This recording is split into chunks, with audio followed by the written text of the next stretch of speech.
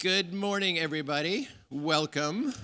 Everybody looks all right this morning. Tomorrow morning, you'll look a little different, some of you. But I'm glad you're all here. Welcome. This is our 9th annual New York State Brewers Conference presented by TLF Graphics. 9 years. So happy to see you all here. Before we get started, I do want to thank our conference sponsors. Without their support, along with your attendance, this would not be possible. They have invested in you to be by being here, and they have invested in the New York State Brewers Association with their support of this conference. So thank you to them. I'd also like to recognize our official sponsoring partners who make an investment beyond the Allied membership to support the NYSBA throughout the entire year. This year's conference beer is a New York Smash beer from Fifth Hammer. Yes, thank you. Chris is going to come up in a little bit, talk about the beer. This is a beer we plan to toast with when we officially kick off the conference in a few minutes. Don't open it yet. For those that haven't been here for this, do not open it yet. We will all open it together. Thank you to Fifth Hammer, TLF Graphics, the Hop Guild, Country Malt Group, Omega Yeast, and Lindenmeyer Monroe for their donations to this beer, but do not open it yet. As I mentioned, our conference sponsors are really important to make all of this happen, and I want to give them all a quick shout out. Thank you, Amaretti, for once again sponsoring last night's welcome party at Common Roots. It was a really great time last night. Direct Source Packaging for being the swag sponsor. The bags are always a big hit every year, if you guys remember that. We had a little bit of a mix-up this year with the bags, and the bags will be there this morning, right? Yeah, this morning. So go get your bag this morning, 10 a.m. So after this is done, make sure you get your bag. This year's lanyard sponsor is Cooley Group. Thank you. The Women in Beer Scholarship is sponsored by the Hop Growers of New York. This year's scholarship is awarded to Katie Bayer, who is the founder of Library Rock. Congratulations, Katie. Katie, where's Katie? Congratulations, Katie. All of the beer stations this year are sponsored by North and the Hop Guild. Thank you to all the breweries that donated beer. The list was short when I started this, like I get it, donated beer, and we have so much beer. So the beer stations will be full, and so thank you to all those that donated beer. This year, Hopsteiner is sponsoring our first ever Hop Water Bar. So go play Mad Scientist and mix your own creations right over here, the Hopsteiner booth. TriNet for sponsoring the wellness area. MMB & Co. For once again sponsoring the stage. Thank you all for that. Our lounge sponsor is New York Craft Malt, which is on the first floor. So thank you, Ted. Right outside of the session room, there'll be a lounge. Our social sponsor is John I. Haas. Our official snack sponsor is GTM. The snacks are located downstairs in the break room. Our apparel sponsor is Viatran. Our glassware sponsor is Bolter. Our breakout room sponsors are USTA, International Wine Center, Ben Elstein & Sons, DP Sales Corporation, and Acrisure. So thank you for that. There will be a happy hour with a light dinner right here in this room from 6 to 7 p.m. tonight, which is sponsored by Ollie and Ecos, and there'll be bingo and pizza, and plenty of beer, for sure. Tomorrow is our competition celebration, which is generously sponsored by Heartprint. We hope you all are going to stick around for that. That'll be a lot of fun. And finally, our conference presenting sponsor is also our signage sponsor, so thank you once again for TLF Graphics. I'd like to bring up Chris Augustine real quick to say a few words.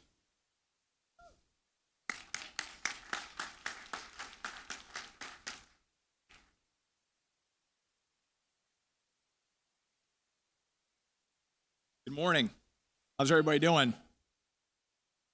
You don't think you'll be nervous until you get up here and look at everybody, but I just want to welcome you first of all. And as Paul said, I'm Chris Augustine. I've been with TLF Graphics as the Vice President of Sales for the last 5 years, but I've been with TLF for 24 years now. And TLF Graphics is a Rochester-based label manufacturer that works with a lot of you. See a lot of friendly faces out there, so we really appreciate your business. This is our second year as the presenting sponsor of the show, and I want to thank Paul and Jamie, Emily, and Chloe, who we work with very closely, and our first class. I just want to give them a round of applause.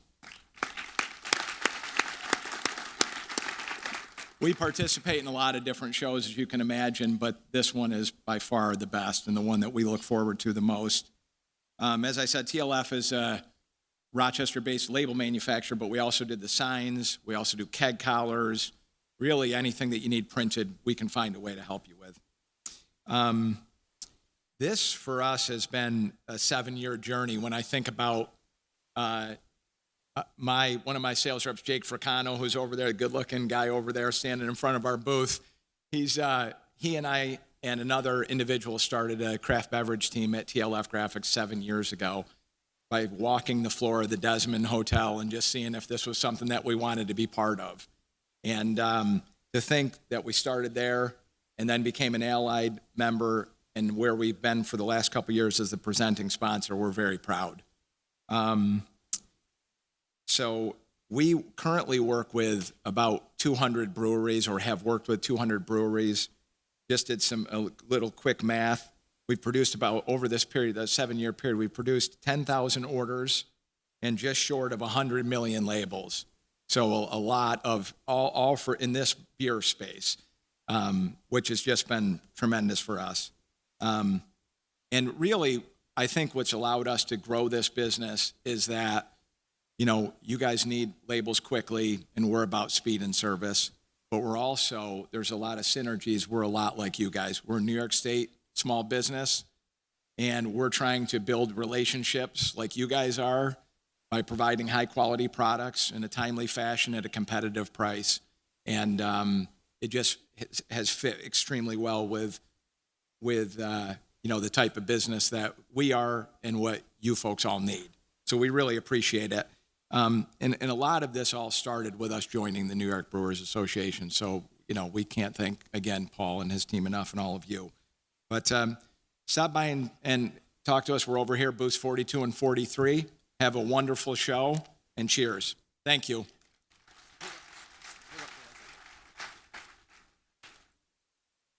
Chris, before you go back to your booth 42 right over here, I wanted to take a moment to thank you and your team for your contribution to the NYSBA.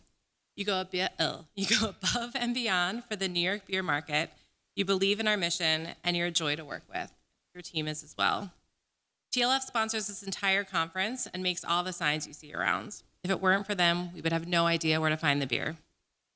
From me, the rest of the NYSBA staff, and the board, we want to honor you with the Outstanding Allied Recognition Award. Thank you for everything you do. We quite literally couldn't do it without you. Thank you very much. Thank you. Wow. Appreciate it very much. Thank you. Wow, I'm blown away. Thank you very much. Thank you.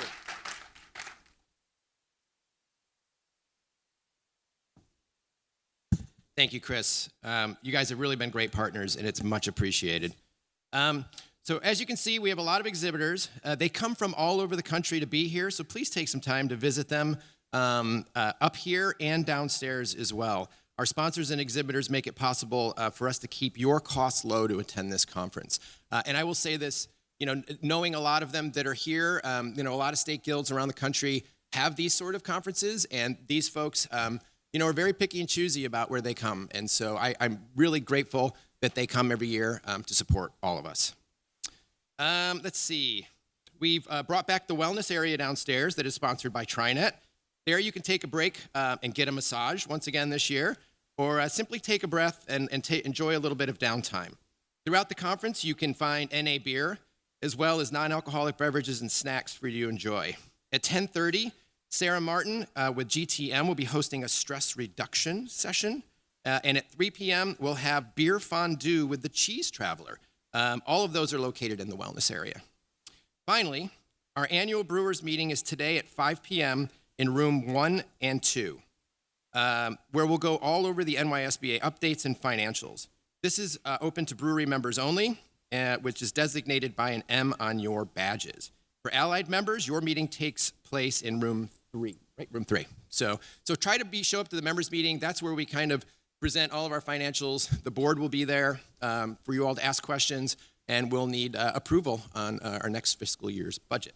So please come to that at 5 p.m. I want to recognize our board of directors. This is your board of directors who are all in attendance today. I want you to see their faces so you can say hello and talk to them about the industry and what you'd like to see from the New York State Brewers Association moving forward, working for you. I also need to thank my amazing staff who work really hard on this conference. Jamie Fox, who's the primary producer. Chloe, who is not here because she's expecting her second child very soon, did all of the graphics and things, and Emily's running all of the logistics downstairs with registration and are doing a really great job. So thank you to you all.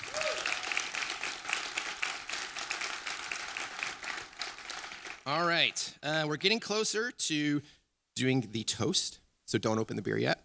I know that our logo says we were founded in 2003. However, we were actually founded in 1830 as the New York, New Jersey Brewers Association, soon to become just the New York State Brewers Association. Through the years, the NYSBA has gone through several starts and stops. But the one constant through all of these years has been that the association has always been led by men and run by men, until now. As co-owner of the Prison City Brewing with her husband, Mark, Dawn Schultz has been serving on the NYSBA board for the past 4 years as an at-large member. The past 2 years as vice president. She has been very passionate about the growth, inclusivity, and direction of the NYSBA during her tenure. And today, she is the president of your board. It is long overdue. So please join me in welcoming the first woman to lead the New York State Brewers Association, Dawn Schultz.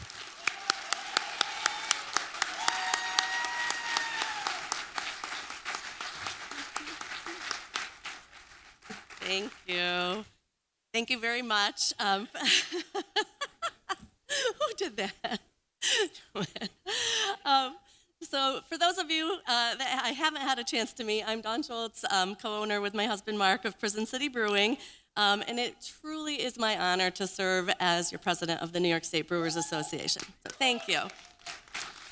Usually the speech would start first and then we would go into the toast, but I thought my speech might be a little bit more well received if we do the toast first. So if we could have Chris Kuzme come up, I'd like to invite him up to talk about the beer. He's a fellow owner of Fifth Hammer Brewing, a brewer, and we're going to kick things off the right way by drinking a beer together. All right. I'm honored to be able to make this beer this year. They say, I heard somewhere that beer is not just for breakfast anymore. So our approach in making this beer was something that could be a palatable soundtrack to our educational and great time over the next few days. So we approached it as it's a kind of a Hellas approach to making a beer. We did a single decoction mash, lagered it for 5 weeks. It's relatively low IBU, but we also chose to do it so that we could really taste the terroir, or the New York State ingredients. So it's a smash beer with using New York State 2-row. It's not a Hellas because it's 2-row instead of Pilsner. It's 2-row and an experimental hop, USDA EXP 032, which was suggested by Chris Holden of New York Hop Guild. And when I asked for a New York State Perla, and so it's kind of in that ballpark. And this was all executed by the infamous Fifth Hammer Brew Crew 2, Del Hidalgo and Jonathan Palicia, my peoples over there. So I would be remiss not to send props to that. Anyway, I hope everybody enjoys it. And it's something quaffable. Dig it. So. All right, hold on. Ready? We'll do the countdown. On your mark. 1, 2, 3. Cheers.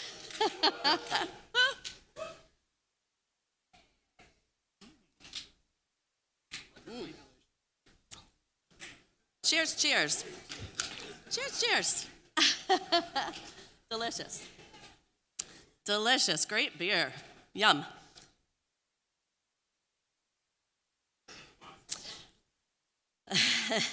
Quaffable. So I think like everyone else here, I want to start off by just thanking some crew that puts together this conference. First of all, we have a conference committee led by Mika from Strange Bird. We have a huge shout out to all of our allied members and sponsors.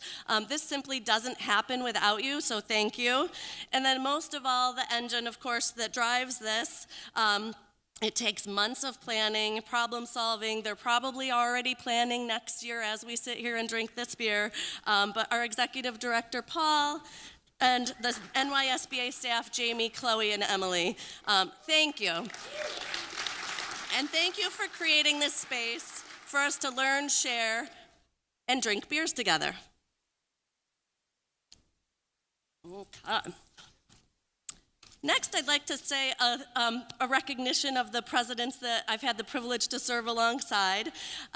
Fred Matt, who I am understanding will be here a little bit later, Chris Erickson, Rich Vandenberg, and especially Hutch Kugelman, who thankfully gets to stick by me for first past president during my role.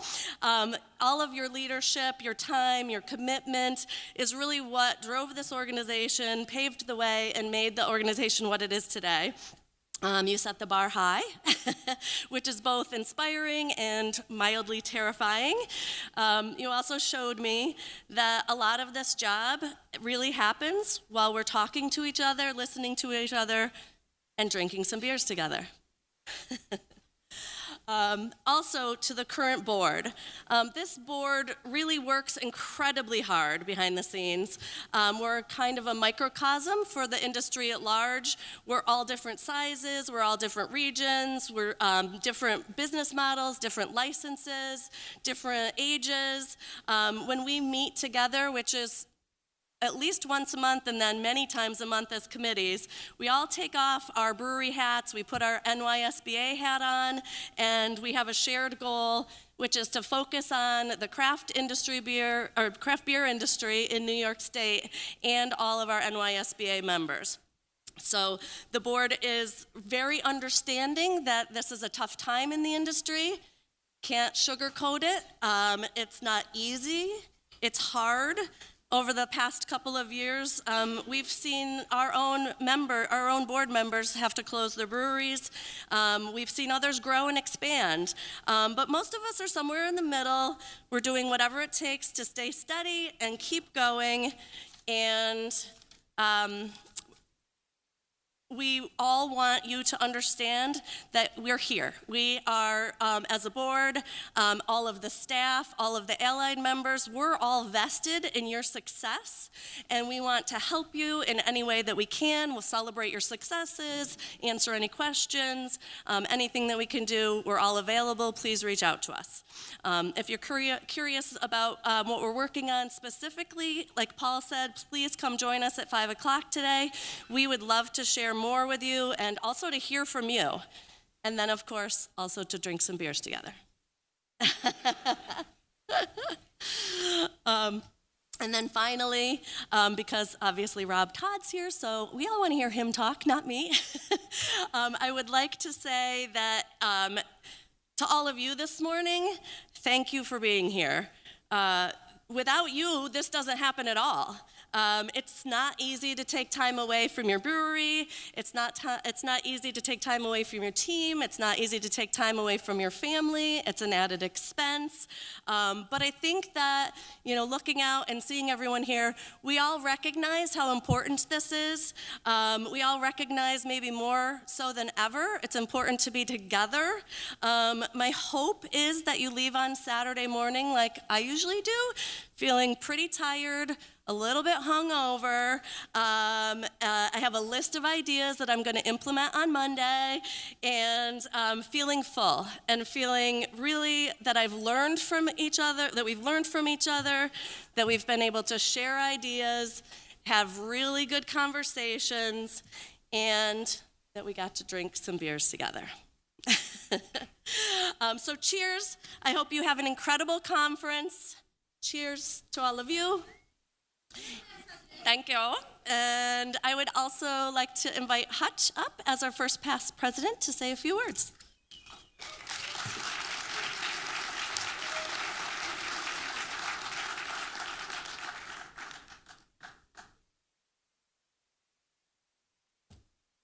Morning, everybody. I have the honor of getting to be really brief this morning, which I think is fantastic. First, product placement, right? Always out front. I just want to say thank you. Thank you to all of you who elected me from the Hudson Valley. Thank you to the board that I've gotten to serve with. Our board is meant to be an ever-changing, ever-evolving organization with people phasing out and terming out and new people coming in. So welcome to the new board members, Abby and Chris, who are joining us this year. It's like to have your input. Also excited to not be in charge of anything anymore, to be able to kind of just be an advisor and a helper. Thank you to all the allies who helped make this conference happen. I know it's been said a few times, but we're able to keep this conference as affordable as we can because of their support. I know it's hard for everyone to get here. I know it's always time and money are a real big challenge for everyone. So I'm psyched to see all of you here. Looking forward to some good seminars. Thank you to Paul and the staff, Jamie, Chloe, and Emily.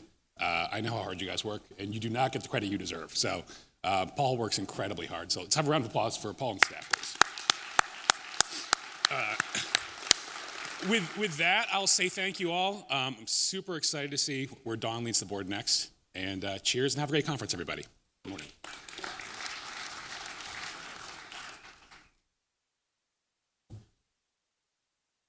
Yeah, I really have to, I was very excited to finally have a woman president leading the board. President served for 2 years.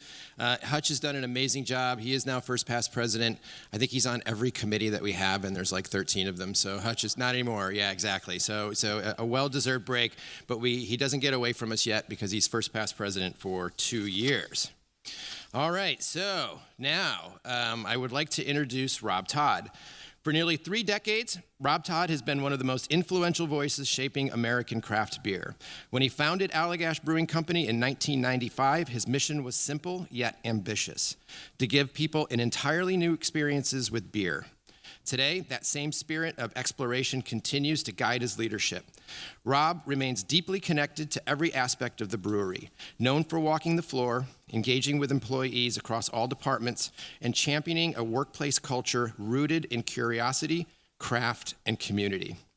A past chair of the Brewers Association and James Beard award-winning producer, Rob brings a rare blend of industry vision, humility, and hands-on wisdom, offering invaluable insight into building lasting, value-driven brand in a rapidly evolving market. And for all of those reasons, we are honored to have Rob with us today. Thank you for being here, Rob. Please welcome Rob Tod.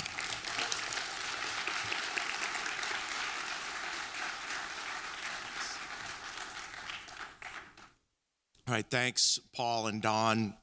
And thank you all for welcoming me here today and asking me to speak. Definitely honored and humbled. And I had a blast last night. Common Roots, that's such a cool place. And I had the opportunity to chat with Christian, the founder there. So many like cool, interesting stories here in the room. And we're lucky to be in such an amazing business. But I figured I'd start by saying I feel like I'm on like a family roots tour because about 1.5 years ago, I was asked to speak at the California Craft Brewers Association.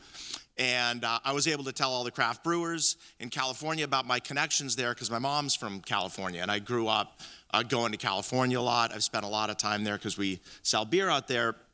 And coincidentally, the next conference I'm speaking at, my dad's from New York. So I have a lot of ties here. He's from Schenectady, actually Niskayuna. So just about 20 minutes up the thruway. So I came here a lot when I was a kid. I visited my mom or my grandma in Schenectady a bunch when I was a kid. And I went to college in Vermont, so I found myself over here a bunch. I was actually looking out my hotel window this morning. I saw, I guess it's called MVP now. It used to be called the Knickerbocker. So I saw the Dead there in March of 1990. I don't know if any of you were at that show. It was a good one. It was a good time. I kind of miss those days. But I've spent a lot of time here, and my dad actually, when he grew up here, he went to high school at Niskayuna, he went to RPI. After that, he raced speedboats, hydroplanes. He was actually really good at it. He had 2 world's records racing the hydroplanes. And at one of his races in 1959, he won this mug here. It was actually a pair of mugs. I just brought one of them. Does anyone know what this guy is? Dooley, exactly. Yeah, so a brewery in Utica, which it's got the name of the brewery on, the West End Brewery in Utica, made these, they launched this advertising program in 1959. This is actually from the first year they launched the program, and it was, they used to run TV shows with these 2 characters that talked to each other, Schultz and Dooley, and this is Dooley. So, but I figured it would be fun because I had seen, my dad used to tell me about the TV ads, so I found one on YouTube. I figured I'd show one. Hopefully it'll work. I learned how to screenshot video clips, so we'll see if it works. Watch it, Shores. You're veering off to the right. Listen, Dooley, who's steering this rocket, you or me? Schultz, my boy, we're the first beer mugs to reach the moon. And they said it couldn't be done. Hi. Hello. We're the boys from Utica. Bartender, break out the Utica Club. That's natural beer, without artificial bubbles. What's beer?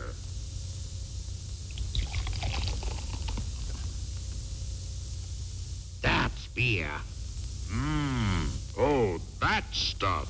We call that moon glow. Look, Schultz, it's true. The moon is made of cheese. Not Swiss cheese, Dooley. Munster cheese. Here comes the noonday crowd. We'll have to finish this later. So there's a ton of those ads. You should check them out on YouTube. But I don't think anyone's ever had a beer out of this mug, so I dusted it off. It had a lot of dust on it. Oops, I just got a bunch of beer on this podium.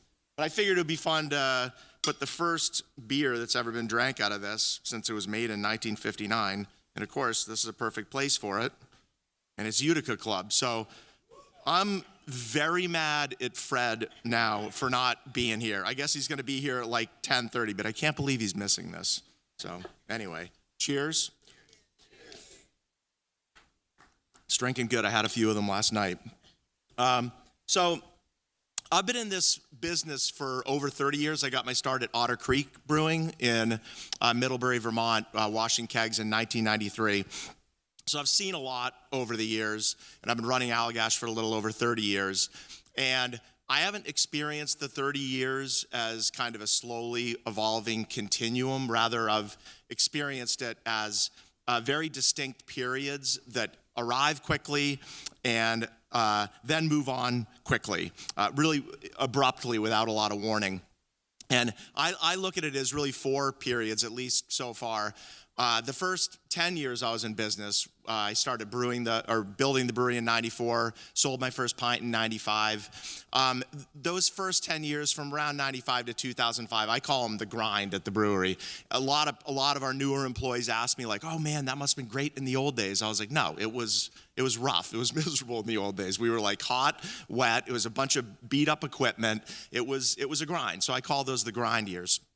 And then starting around 2005, and I do feel like it happened pretty abruptly, things really changed and the industry pivoted, and I call those the boom years. And it was really 05 right up till COVID. And then, of course, COVID hit like very suddenly, just about 6 years ago, almost like to the day.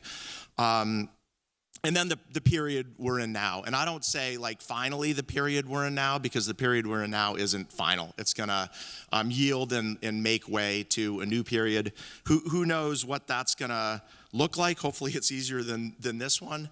But it'll move on like all those other periods that we have lived through. So I'm gonna talk about the grind a bunch, the first 10 years. I'll be like the old man who walked to school like uphill both ways through like a foot of snow. Talk about those a little, and then skip a couple decades, because we all know the story of the meteoric industry growth followed by a couple years of COVID, which I won't get into. But then I'll share some quick thoughts on what's going on in the industry now, which as both Don and Paul mentioned, it's a turbulent time. It's not easy it's maybe easy for a few people, but it's certainly not easy for most of us, and it certainly hasn't been easy for us, even as a 30-year-old mature brewery that's making over 100,000 beers. It's tough. So, but I've experienced the last 3 years or so as having a lot of parallels to my first 10 years in business, the grind years for me. And it's, of course, a totally different industry, and Allagash is a completely different brewery than it was back then. But these last years have a lot in common with the old days, and just things like hard work and long hours. Another big one, uncertainty, resources really stretched, just kind of a feeling of being less appreciated as an industry. I mean, this industry was kind of the belle of the ball for 20 or so years in the press, and it was just, it was exciting, and it's got its struggles now, so it feels differently. And then just this feeling that the moment you've overcome one challenge, another challenge like lands in your lap. I mean, it was, right, like aluminum prices going way up, and now, as we all know, it's going to cost us a lot more for freight in and freight out with gas prices. So it feels like the moment you've kind of got things on firm ground and gotten through something, something else lands on your doorstep. So, when I'm having these challenging stretches, and I've been having them a lot of them lately, just like you all.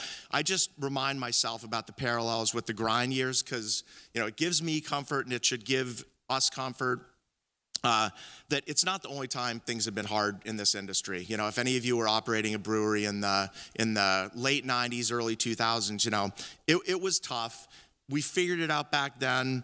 And, look what we ended up building. I mean, this is amazing. This is just one state guild, and this was like the size of the National Brewers Conference 30 or so years ago. So it's amazing what we ended up building. We figured it out then. We'll figure it out this time.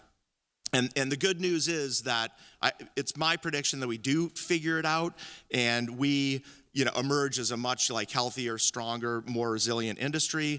And that's good, because the bad news is it's probably not the last time our industry is going to face a challenging period and be in a period of headwinds. I'm just a believer, like in life and with business, life's just kind of like waves. Things ebb and flow. Sometimes it's easy, sometimes it's hard. It's just always been like that. So, like I said, I'll start by revisiting the old days at Allagash, which began in the mid-1990s.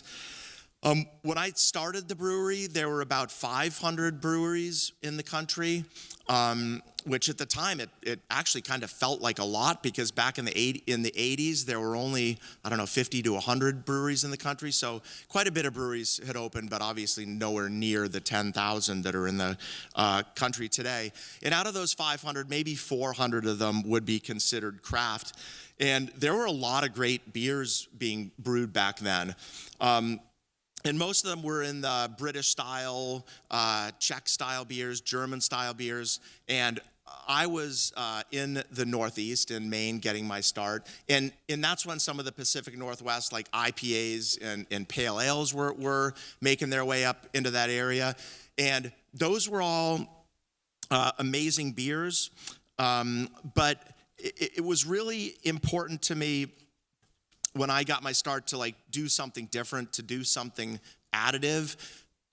My plan was to cobble a brewery together over about a year, cut the drainage trenches in the floor, do a lot of the welding and plumbing, and I even did some electrical work, which I probably shouldn't have been doing.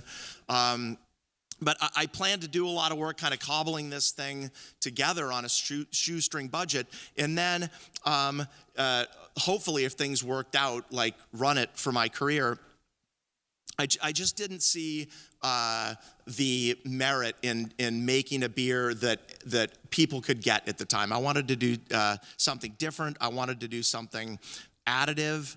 And so I started by making a Belgian-style wheat beer, Allagash White. And it's just kind of become our flagship, I guess, by default. But, back then, hardly anyone knew what a Belgian wheat beer was. It looked different. It smelled different. It tasted different. And, I imagine most business owners, if they're, launching with something different, they're doing it because they see a business niche, an opportunity to sell something that people couldn't get, that there was maybe pent-up demand for.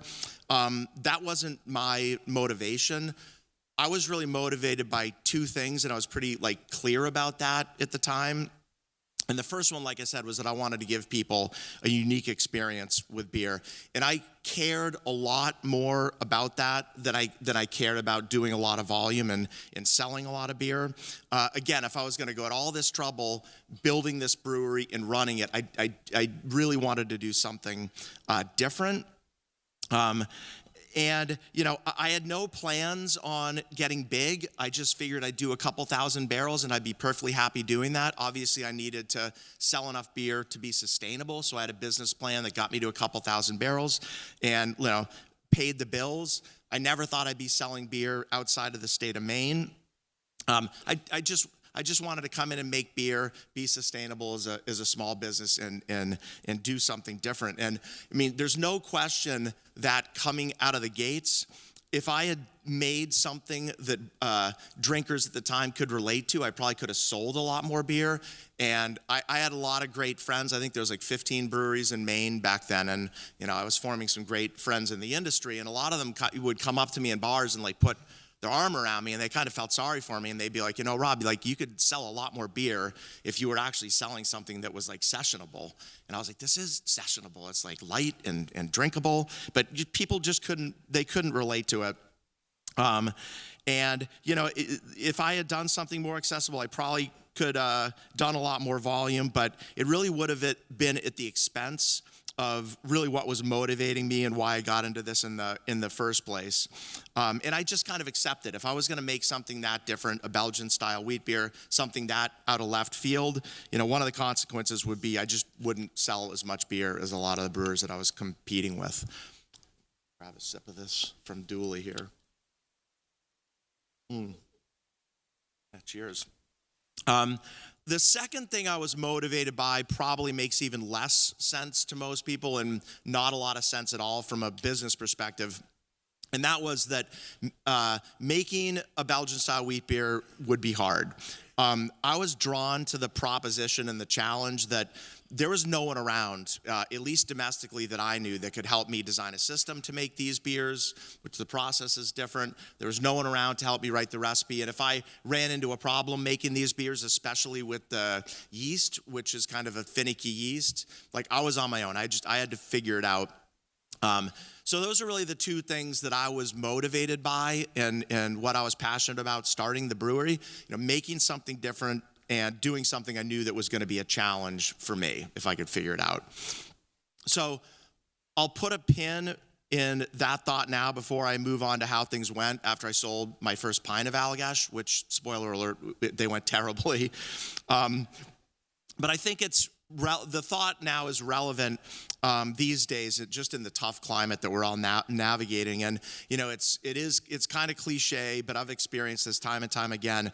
When things get hard, and they got hard for me like really quickly when I started Allagash, you're going to have a heck of a lot more resilience, like getting through those tough times if you're doing something that inspires you and that you're passionate about and that gets you out of bed in the morning.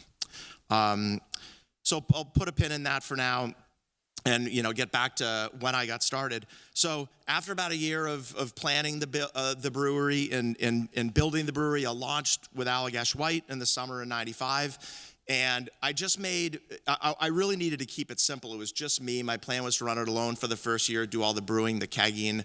I never self-distributed to keep it simple. But I just did white only, draft only, local Portland, Maine market. And the first thing I realized that I had indeed succeeded with my first goal, which is giving people a unique experience.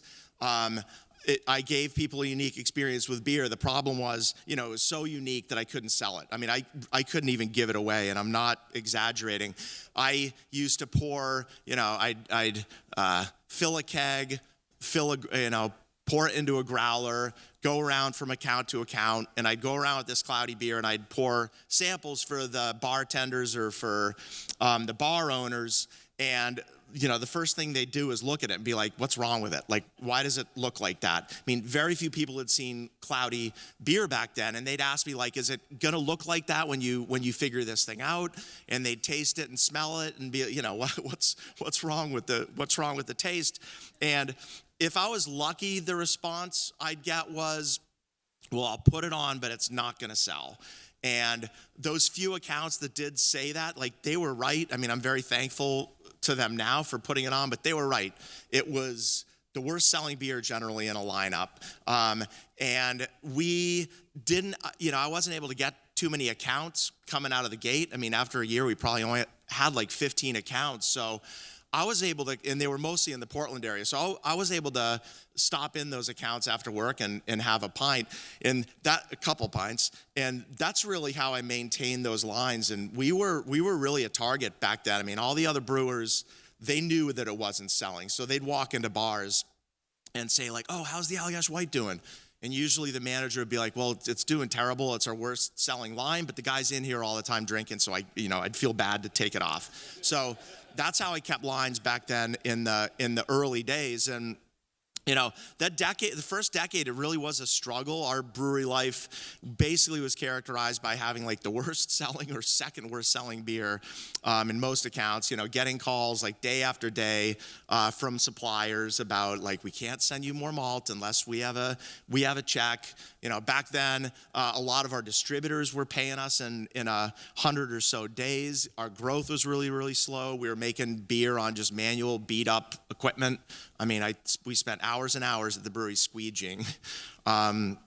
So I could go on and on with that list, but getting back to just that thought of how important it is to be doing something that inspires you when times are tough. I actually, in those days, I hardly ever got discouraged, and there was probably a lot of times I should have. And I remember one time just before Christmas in 2020, a bank sent a letter home, and my wife actually got it, and she called me, and she's like, "What's this letter from the bank? Like, all of our accounts have been frozen?" I was like, "What are you talking about?" No call, nothing. I got the same letter at the brewery later. The bank had frozen all of our accounts, and they put us over in the workout department. And a week later, the workout guy, and these aren't like the nice sales guys in the bank, the workout guys, they're the ones that want the money. They sat down and met with me, and I remember like it was yesterday, him looking at me saying, "This is a failing business. Like, how are you going to pay me back?" That one actually worked out pretty well, because I don't know if you guys remember interest rates back then, but we had an SBA loan and we were paying something like 13% interest. I was able to find another bank and get the loan paid off and ended up with an 11% rate. So that was good. But, I just didn't get discouraged, because I was coming in every day doing something I loved. I mean, I kind of signed up for things being hard and being a challenge, and we were giving people a unique experience with beer. But I can say, like, literally with 100% confidence that if I'd gotten into this business to do volume for the sake of volume, or to make money, or for life to get easier with each passing day, I wouldn't have lasted the initial 10 years. Like, no way. So, I mean, Allagash Brewing obviously survived, as did a lot of breweries back then during that kind of tough stretch. Sorry. And like I said, it wasn't only tough for us. It was tough for craft to get love back then. I remember a lot of the headlines said, craft kind of got its start in the 80s, and even though it was on a very small base, it was growing quickly, and it grew right through the early 90s. And then a lot of the headlines were, craft is gone, imports are the next craft, distributors are moving on from craft. But we figured it out, and then things like changed a lot. And I really do feel like it was at least we experienced as a pretty sudden change back in 2005. And that was the beginning of a period that I just call like boom years. And there was just a ton of slack back then. I mean, things were forgiving. Like, money was pretty inexpensive. There was definitely more demand than supply. Distributors were interested. The press was interested. And as I look back on that, probably a lot of players in the industry, definitely us included, could have run our businesses with a lot more discipline than they did and than we did. There was just so much slack. We just didn't have to have a ton of business. And I'm gonna keep moving forward through time and kind of skip 20 years and not talk a lot about the boom years, because I mean, we all know, or most of us know, kind of how things unfolded in the industry then. There was a ton of growth, and it's probably when most of you in the industry got your start, so we know that story. And then, like, really abruptly in 2020, COVID hit. I remember coming into work, we're off-site, and it's a whole side story because I ended up with COVID on March 16th. But I remember, starting the day with her. It was my first remote video call. I'd never done a video call before. I was off-site quarantining because I had just gotten back from some travel, and by 10:30, I was having meeting after meeting. By 10:30, all our distributors had canceled all our orders. We shut our kegging line off and didn't run it for another, 5 months, 8 months, something like that. And then I ended up with COVID that night. And I mean, it's amazing. We were talking, I was looking at how long our money would last, but pretty confident that this was only going to be like a 2-week or 1 month disruption. And it ended up lasting something like 2 years. Here we are now. It's just like a continual churn of new challenges that we've been navigating for the last, I would say, 3 or so years. This period we're in now, it was like obviously really profoundly influenced by COVID, but it was different. I mean, it is different. COVID was a huge challenge, but it was simple because we all knew kind of what the enemy was. I mean, the enemy was COVID. If you asked 10 different industry analysts, like, what's the challenge in the industry? They'd just all say COVID. You ask those same 10 industry analysts, like, what's going on now in the industry, you're going to get like 10 different answers. And they're all probably a little bit right. So it's confusing. There's a lot going on. It's hard to know what to point to and what to do. So then, like, what do we do? Paul asked me to basically tell you all, like, what we need to do. So I think about, and there's a point to this story. It won't seem like it at first, but so I'm a surfer. I'm a really not great surfer, a pretty bad surfer, but I love it. It takes my mind off the brewery, takes my mind off life.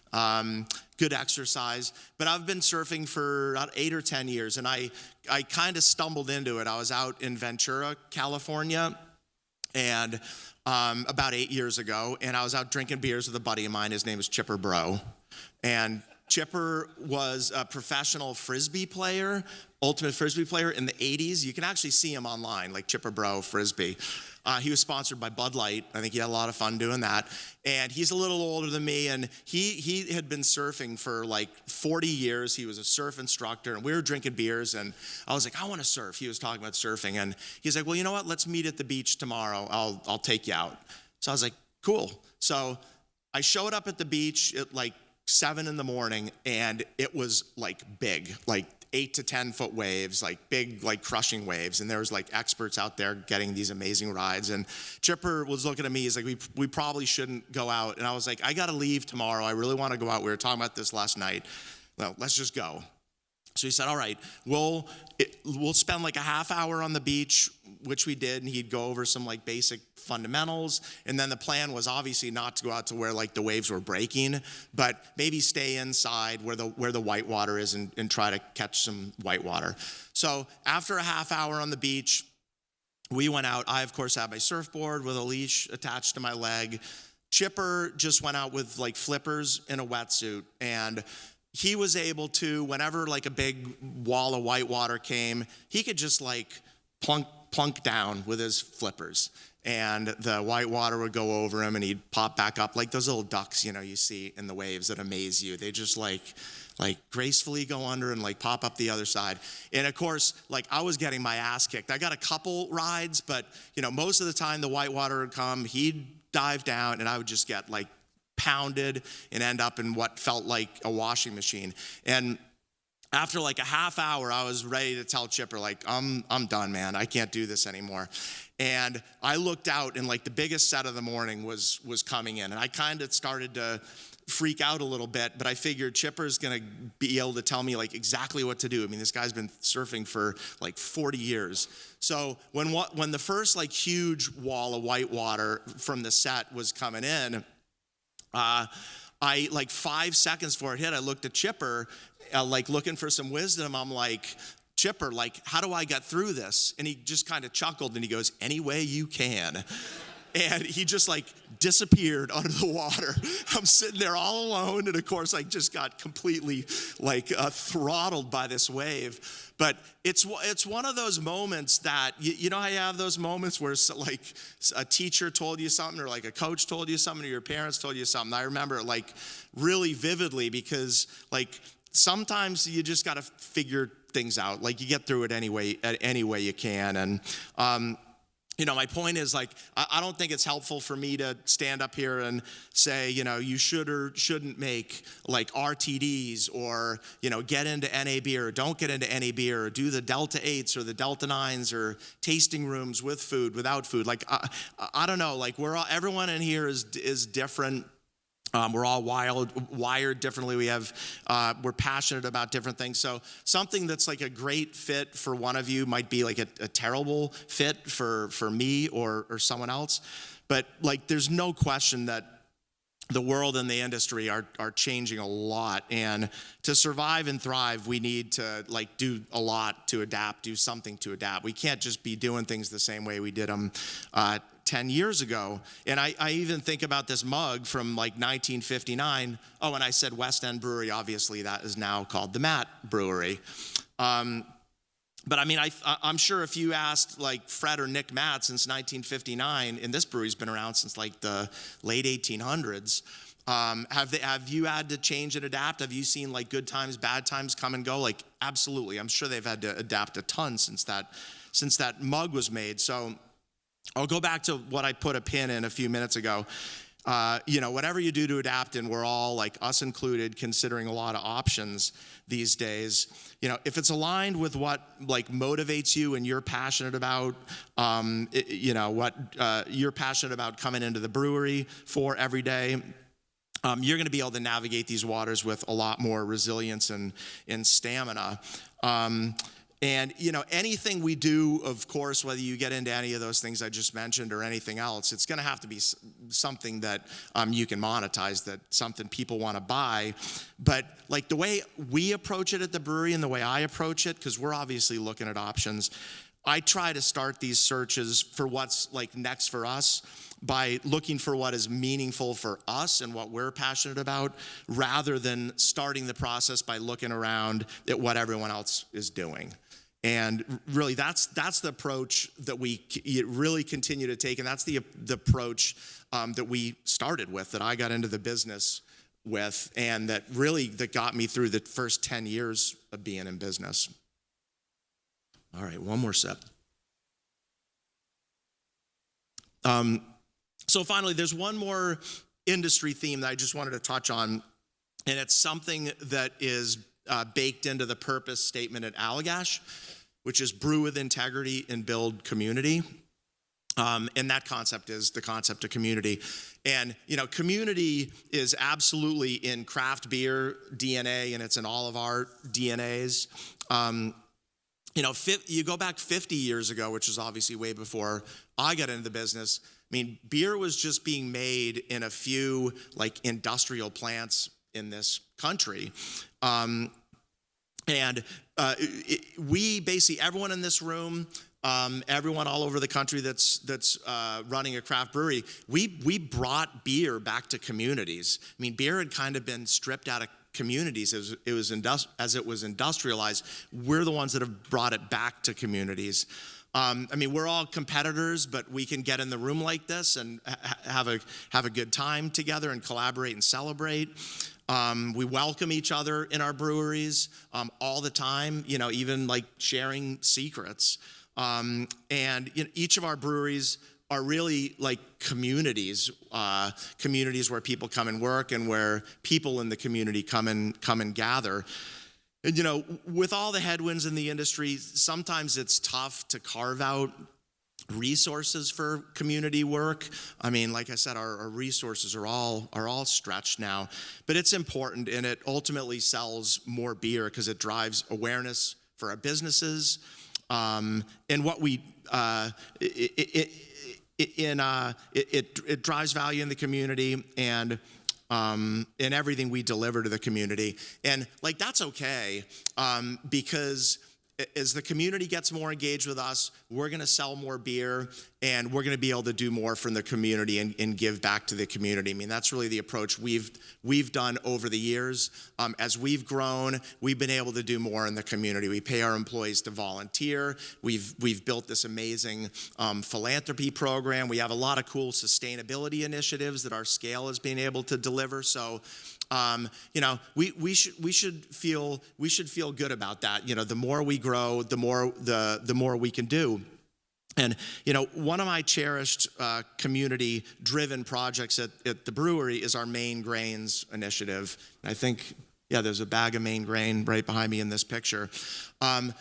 Back in 2016, we were buying about 50,000 pounds a year of Maine grown and packaged and processed grains.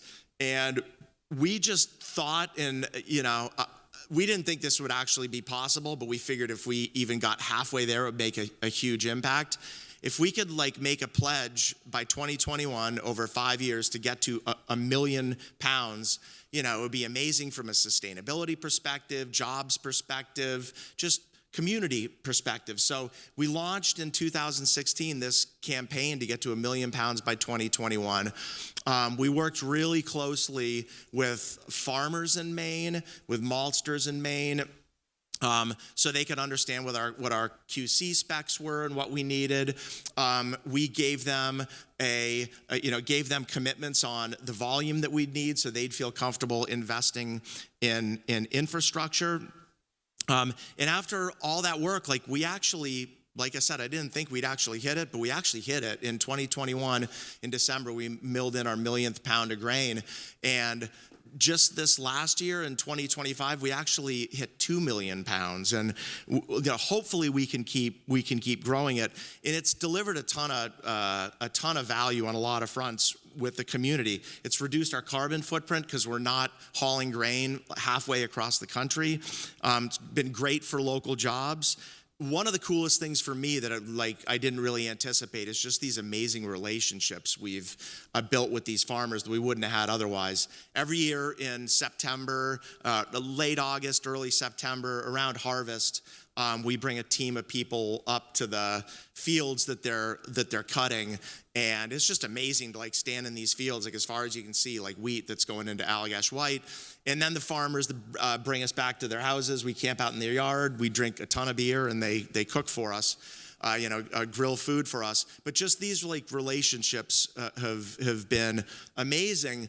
And it wasn't the reason we got into it in the first place, but we've built up enough volume of raw wheat that we can actually get raw wheat delivered to the door of the brewery less expensively than if we buy raw wheat from the Midwest. So it wasn't why we got into it in the first place, but it's just another example of a win-win if you have patience with some of this community work. So I know you all are doing a lot of community work, and it's important to keep it up and, keep thinking out of the box with just creative ways that we all can contribute to the community. It's good for craft beer. It's good for our communities. And, kind of also getting back to what I put a pin in, some of the best ideas might not come from what everyone else is doing, but from what you're passionate about. So, let's just keep doing what we love. Luckily, we're making beer, and we can drink beer when we're done with our tough days. I look forward to hanging out today. I'm around today, so I'm looking forward to chatting with you all and drinking great New York beer like this Utica Club. So, thanks again for having me. Cheers and enjoy the conference.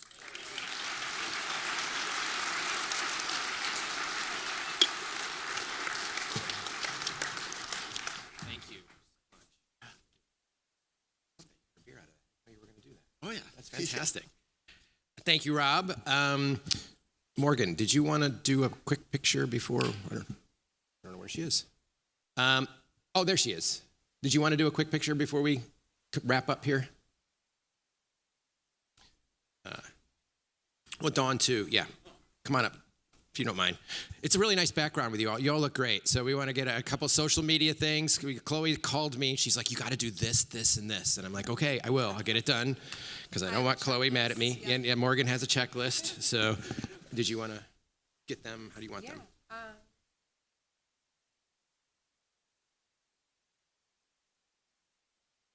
Okay. And then everyone else Yeah, we can do. is gonna pull it a little bit.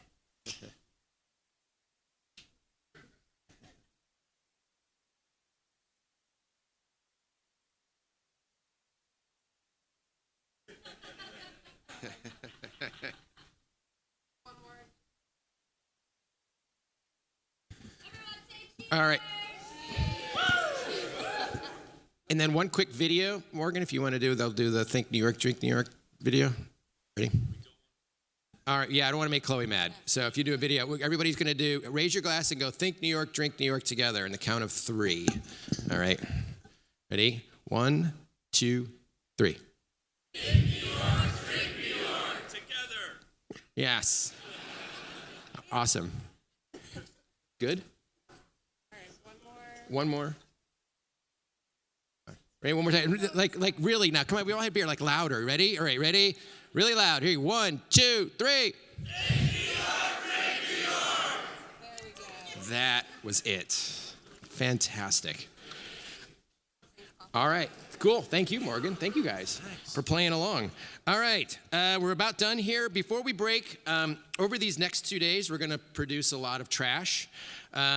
We do have recycling bins and we have trash bins. Please make sure all of your cans end up in the recycling bin. Every year, there's always like food in the can thing. So please do that. And also, please make sure you don't throw away the PackTex. I don't know if some of you are aware, but there is actually active legislation wanting to ban PackTex altogether. And I think since we're right next door to the state capitol, I would hate for a photograph of PackTex in a garbage to prove their point. So if you could just put them aside, if you have them in a box, that would be really helpful. So here's a quick look at today's schedule. There's a lot going on. All the sessions start this morning at 11 a.m. Lastly, I want to just mention the fun run went really great this morning, so thank you. Believe it or not, people got up and ran, and so we appreciate you all for doing that. Tomorrow morning, if you're up for it, which I know all of you are for sure, there's cardio tennis sponsored by the USTA at 7 a.m. in rooms 1 and 2 downstairs. No experience necessary. The USTA, I think they're set up over here as well. They've like sponsored all of our festivals, and it's the most fun ever. It's like indoor tennis and stuff. So go over and have fun doing that. Thank you again for being here, and I hope you all have a great conference.